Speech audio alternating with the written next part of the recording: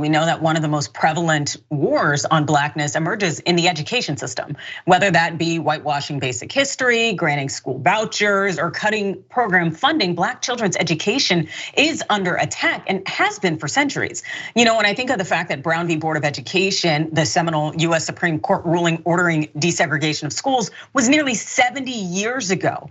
But today there is still the situation where you have schools are under federal orders to desegregate. Check out this headline from earlier this month. That's right, June of 2023. 32 Mississippi school districts still under federal desegregation orders. That's right, June 2023. And a lot of people will associate segregation with the Jim Crow laws of the South, but a majority of segregated schools were in the Northeast and Midwest, because the reality is that anti-Blackness is everywhere and it's also ever present. As the Economic Policy Institute indicates, Black children are the most impacted by this disparity, and Black children are 5 times as likely as white children to attend schools that are highly segregated by race and ethnicity, as you can see here. School segregation really worsens when schools break away from an existing district to form their own, which they'll often do, claiming that they need more local control. And the end result ends up being whiter schools with better resources. And really, despite the research showing that school desegregation is economically beneficial for society as a whole, particularly the Black community, it still is very much the case where there is segregation in education. And also, to really talk about some of the effects of integration, we can look at this for the National Bureau of Economic Research. Some of the long-term effects of school desegregation: increased Black men's annual earnings by 5%. 5 years in desegregated schools yielded an 25% increase in annual earnings. Significant long-run improvements in Black adults' health. Reduced the probability of spending time in jail by age 30 by 14.7%. These things are significant. And yet we still have a system that operates every day in a fashion that continues to keep Black children in schools that are segregated, that aren't truly reflective of our society, and that refusal really to recognize that the issue is still ever present than it was back in the day when Brown v. Board of Education was ruled upon. It just tells us that this is a problem. And the thing is it's not a problem that Black people need to fix, because racist practices are not something we created. But even with that said, Sharon, I know that you're a parent, and Jayar as well. What do you think needs to happen to level the playing field in education? Well, we have to keep fighting. And I'm sorry, but white parents have to step up and fight for our kids and understand that our kids matter and that we love our children just as much as they do. These schools are something else. Having to go in every day and hold certain administrations, certain teachers, certain accountable. My daughter went to a great school, okay? Not everybody has that option. And even in that great school, when I look around and see some of the disparity and how some people are talked to, maybe their mom's not there every day or isn't around the corner. It's a lot. Everything seems like it's a fight. And as we fight for our kids, what are we teaching them? That every day is gonna be a fight for them. And that's not really a childhood, is it? It's really not a childhood.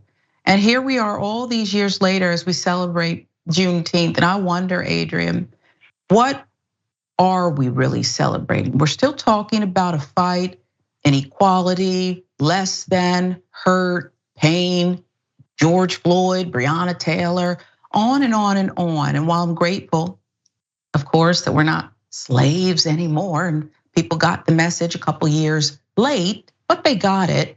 At the end of the day, I wish we could just be people who were celebrated for the gifts, the talent, the love, the ways we built this country. It's like we can't get past what was done to us because it's still being done. Well, as we've already seen, he's talking about how things are already still being done.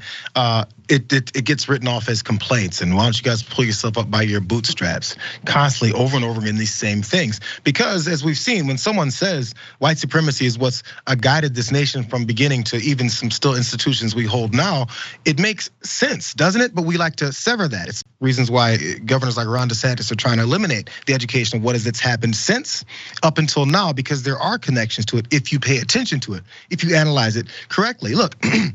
Because it's based off of white supremacy, there'll be beliefs from many bigoted people who say, yo, why don't you just go ahead and do it yourself? What's the matter with you? Because the blame has to be that black folks are still inferior without saying the term inferior.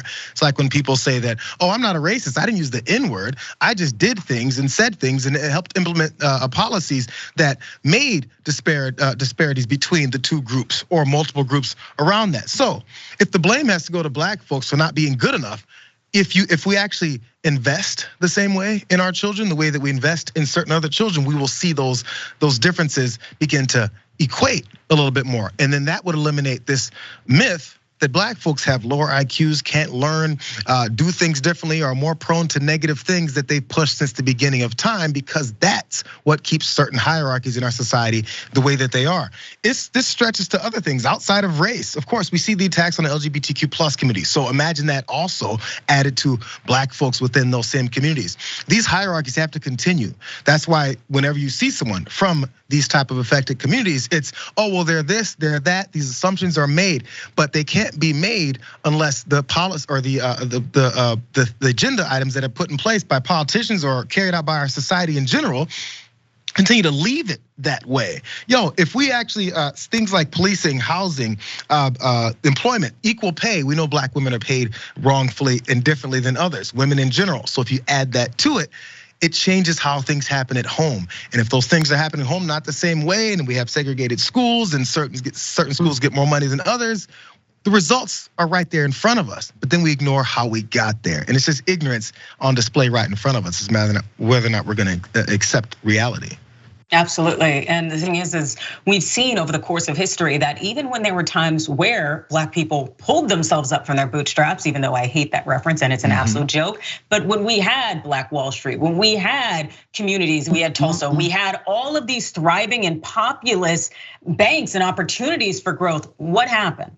The white people came in and they lynched, they burned it down, they flooded, they did everything in their power to shut down any prosperity that black people had built. And that is continuing to go on today through various ways, whether it's legislation that's passed that has a disparate impact, or by creating a system by which people continue to be saddled with even debt. If you look at the student loan setup, either way, it's problematic across the board, and it seems to be the case that until we, number one, acknowledge our past and the history of this country, but also be willing to institute the measures that are necessary to course correct, then we're just gonna be having this conversation year after year.